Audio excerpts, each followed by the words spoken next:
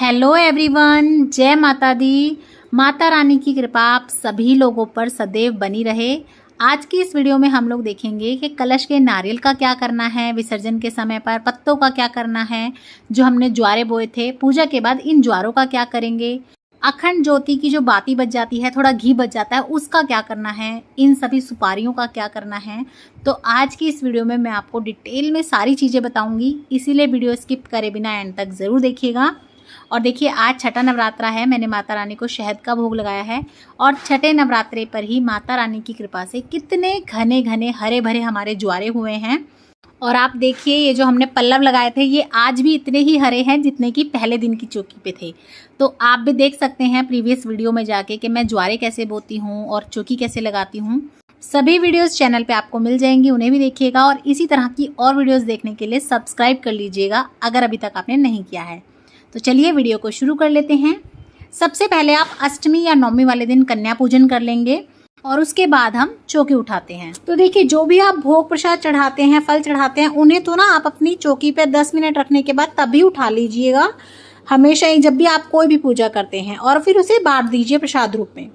और देखिए, जो एक्स्ट्रा प्रसाद बच जाता है नवरात्रों में, जैसे पंचमेवा हुए, पताशे हुए, उन्हें आप जो है कन्याओं को भी थोड़ा थोड़ा दे सकते हैं या फिर आप बाद में खाने में यूज कर सकते हैं।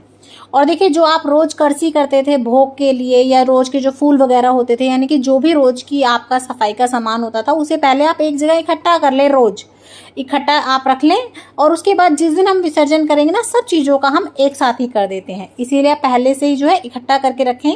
और ये जो 1 लोटा जल आपने चढ़ाया था, वो आप जो है भगवान सूर्य नारायण को अर्घ दे सकते हैं, तुलसा जी में चढ़ा सकते हैं, किसी भी स्वच्छ जो भी आपके घर में प्लांट्स वगैरह हो आप उनमें दे सकते हैं।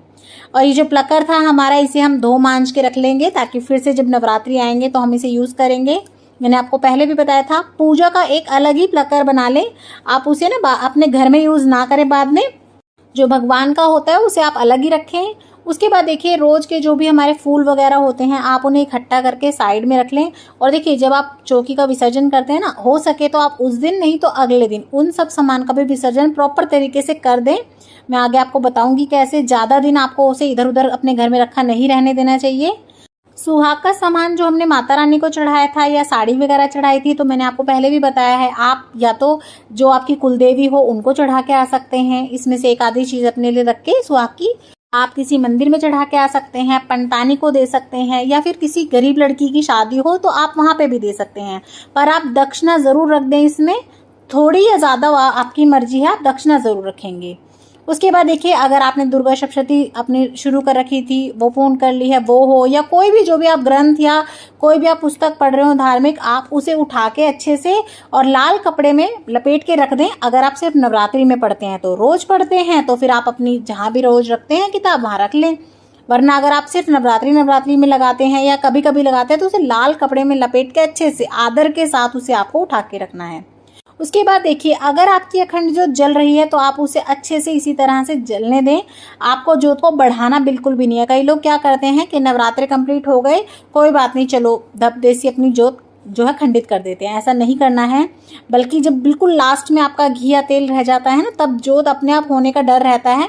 उस केस में आप थोड़ी थोड़ी उसकी बत्ती ऊपर खींचते रहें और उसमें जब तक लास्ट तक का घी या तेल है तब तक आप उसे अच्छे से जलने दें। और इस तरह से अगर आप लौ खींचते खींचते उसे मतलब पूरी करेंगे ना, तो आपका जो लास्ट में घी या तेल जम जाता है, रह जाता है, खराब हो जाता है, वो नहीं रहेगा। अच्छे से आपकी जो है ज्योत बिल्कुल साफ हो जाएगी। और उसके बाद देखिए, जो हमने नवग्रह बनाए थे, इनकी जितनी भी सुपारी हैं आप इस तरीके से हटा लें। उसके बाद इन पे जल का छींटा देके आप किसी डिब्बी में भर के रख सकते हैं। उसके बाद जब भी आप नवग्रह की स्थापना करें, आप इन्हीं को यूज कर सकते हैं, कोई दिक्कत वाली बात नहीं है। आप विसर्जन करना चाहें तो विसर्जन भी कर सकते हैं, लेकिन अगर आप इन्हें यूज करना चाहें तो कोई दिक्कत वाली बात नहीं है, जल का छींटा देके रख लेंगे हम। उसके बाद जब भी हम नवग्रह स्थापित करेंगे, हम यही वाली सुपारी अपनी यूज कर लेंगे। और देखिए, ये जो हमने इस नवग्रह पे ये कलावे चढ़ाए थे वस्त्र रूपी, इन सबको भी आप इकट्ठा कर लीजिएगा। इन्हें भी आपको ना इधर उधर ऐसे ही नहीं फेंकना है, इनका भी हमें प्रॉपर विसर्जन करना है। तो इन्हें भी हम उठा के जहाँ भी हमने विसर्जन का सामान इकट्ठा किया है वहीं पर हम इसे भी रख देंगे। और ये तो देखिए छोटे छोटे कलावे थे, तो ये तो बंधेंगे भी नहीं, तो इनका तो हम विसर्जन करेंगे। लेकिन अगर कोई बड़ा कलावा होता है जो आप बांध सके बच्चों को या अपने, तो आप उसे बांध भी सकते हैं। आप हाथ में कलावा बांध लें उसके बाद देख लेते हैं जो हमने जौ बोए थे, हमारी खेतरी है, उसका हमें क्या करना है। तो देखिए ये माता रानी का ही स्वरूप होते हैं। एक तो दशहरे वाले दिन पूजा में भी हमें ये चाहिए होते हैं। और देखिए उसके बाद कई लोग क्या करते हैं, मंदिरों में पेड़ के नीचे से रखाते हैं या यूं रोड की साइड में डाल देते हैं। इससे अपमान होता है देवी माता का, ये भी भगवान का ही स्वरूप होते हैं। तो आप इन्हें बिल्कुल ऐसा ना फेंकें। आप इसको जो है पहले तो ऊपर ऊपर का ग्रीन पार्ट कट करके जूस बना के पी सकते हैं, बहुत अच्छा होता है सेहत के लिए भी, और साथ में माता रानी का आशीर्वाद भी मिलता है। तो घर में सभी को थोड़ा थोड़ा प्रसाद रूप में दे दें और उसके बाद आप इसे यूं ही सूखने दें, ये खाद बन जाएगा। और उसके बाद आप इसकी मिट्टी सहित इसे कहीं भी गमलों वगैरह में डाल दें और जो नीचे का बर्तन आपका मिट्टी का बचेगा उससे आप जो है पक्षियों को पानी पिलाने का बर्तन बना सकते हैं, या आप अपने इसमें कोई क्यारी फूल वगैरह भी बो सकते हैं। तो देखिए इस तरह से बहुत अच्छे से आप इनको जो है विसर्जित कीजिएगा। आप इनको ऐसे पेड़ के नीचे या मंदिरों में मत डाल के आइएगा, उससे इनका माता रानी का तो अपमान होता ही है, साथ में हमारे हिंदू धर्म का भी बहुत ज़्यादा अपमान होता है। उसके बाद देखिए ये जो हमने जनेऊ चढ़ाया था, अगर आपके घर में कोई पहनता है तो आप पहन सकते हैं, कोई दिक्कत नहीं है, भगवान का उतरा हुआ है। नहीं तो आप मंदिर वगैरह में दे आएँ, या आपके आसपास कोई ऐसा हो जो जनेऊ पहनता हो तो आप उसे भी दे सकते हैं। तो पंडित जी वगैरह पहनते ही हैं जनेऊ, तो आप मंदिर में दे दें। उसके बाद देखिए जो हमारे गणपति भगवान हमने विराजमान किए थे, हम उन्हें इस तरह से उठा लेंगे, चुचकार लेंगे, साथ ही में थोड़ा सा जल का छींटा दे देंगे। उसके बाद हम उनकी जहाँ मंदिर में उनका स्थान है वहीं पे उन्हें स्थापना कर देंगे, उन्हें बिठा देंगे ताकि हम उनकी रोज फिर से वैसे ही पूजा कर सकें। उसके बाद देखिए जो माता रानी को हम चुन्नी उड़ाते हैं, आप चाहें तो जब कन्या जीमने आती हैं तो किसी छोटी कन्या को भी आप उड़ा सकते हैं, या देखिए जो आपके घर में तुलसी माता का पौधा होता है ना, आप उनको उड़ा सकते हैं, या जैसे मैंने आपको कहा किताब वगैरह लपेट के रखें रेड कपड़े में, तो आप इस तरह की चुन्नी में भी लपेट के रख सकते हैं अपनी बुक्स वगैरह, या आप इसे जो है ना मंदिर में या मंदिर की साज सजावट में भी काम में ले सकते हैं। उसके बाद देखिए जो हमारी माता की मूर्ति थी उसे आप छींटा दे के अपने मंदिर में रख सकते हैं, अगर आप इन्हीं की पूजा करते हैं, या अगर आप विसर्जित करते हैं तो फिर आप इनका प्रॉपर अच्छे से विसर्जन करें। इन्हें भी आप प्लीज़ कहीं मंदिर में या पेड़ के नीचे ना रख के आएँ, फिर बाद में लोगों के पैरों में पड़ती हैं हमारे भगवानों की फ़ोटो, तो वो अच्छा नहीं है, आपको उल्टा दोष और पाप ही लगता है। उसके बाद देखिए कलश के ऊपर अगर आपने बीड़ा बांधा है, जैसा कि मेरी वीडियोज़ में मैंने दिखाया है, इच्छा पूर्ति के लिए, मनोकामना पूर्ति के लिए बीड़ा बांधा जाता है। तो अगर आपने बीड़ा बांधा है अपने कलश के ऊपर, नारियल के ऊपर, तो आप अपना नारियल खोल के नहीं खाते हैं। लेकिन अगर आपने बीड़ा नहीं बांधा है तो फिर आप अपना नारियल खोल के खा सकते हैं अष्टमी या नवमी, जब भी आप कढ़ाई करेंगे भोग लगा के। और अगर जैसा कि मैंने बताया बीड़ा बांधा है मनोकामना पूर्ति के लिए, तो फिर आप इसे किसी मंदिर में चढ़ा के आएंगे, देवी माता के मंदिर में, तो इससे जो है ना आपकी मनोकामना बहुत जल्दी पूरी होती है। और बीड़ा कैसे बांधते हैं, कैसे बांधना चाहिए, उसकी वीडियो चैनल पे है, अगर आपको नहीं पता, आपने नहीं देखी तो ज़रूर देखिएगा।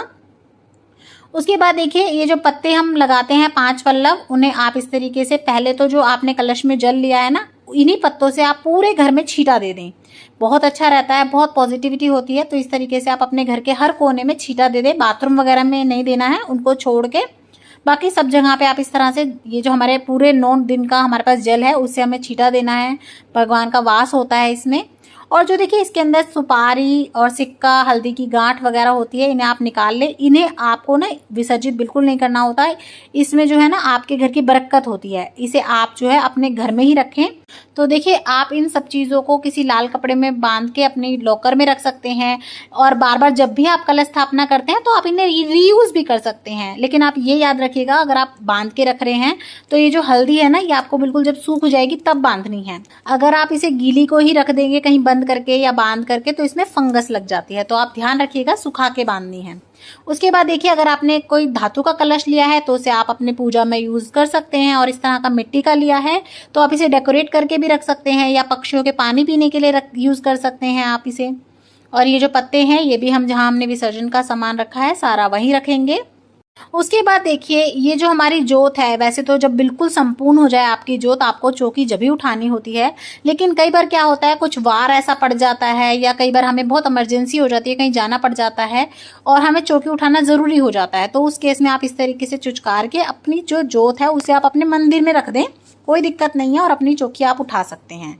उसके बाद देखिए ये जो हमने अष्टदल कमल बनाया था या नवग्रह बनाए थे, षोडश मातृका बनाते हैं हम, जो चावल होते हैं बहुत सारे, तो इन्हें आपको क्या करना है, पहले आप इन सारे चावलों को समेट लें। उसके बाद आप इसमें से थोड़े से चावल ज़रूर से निकालें, और आप जहाँ भी अपने घर में चावल वगैरह रखते हैं उस डब्बे में आप ज़रूर डाल दें। और आप इस तरह से अगर डालते हैं ना तो आपके घर में अन्न धन की हमेशा बरकत रहती है। और उसके बाद आप चाहें तो ये बचे हुए चावल आप पक्षियों को डाल सकते हैं, या इसी में थोड़े से चावल और बढ़ा के आप जो है कहीं भी दान कर सकते हैं, किसी गरीब को दान कर सकते हैं। और ये जो कपड़ा है इसे आप धो के बार बार अपनी पूजा में यूज़ कर सकते हैं आसन की तरह से। उसके बाद जितनी भी चीज़ें हमने विसर्जन के लिए इकट्ठी करी थी, जैसे फूल पत्ते हुए, करसी हुई, या अगर आप माता की मूर्ति भी विसर्जित करते हैं तो पहले आप उन्हें किसी पानी में डाल दें। जब वो गल जाएंगे, उनकी खाद बन जाएगी, बिल्कुल इकसार हो जाएंगे, पानी में घुल मिल जाएंगे, उसके बाद आप उन्हें अपने पेड़ पौधों में दे सकते हैं, या अगर आपके घर में जगह है तो आप गड्ढा खोद के उसमें भी दबा सकते हैं।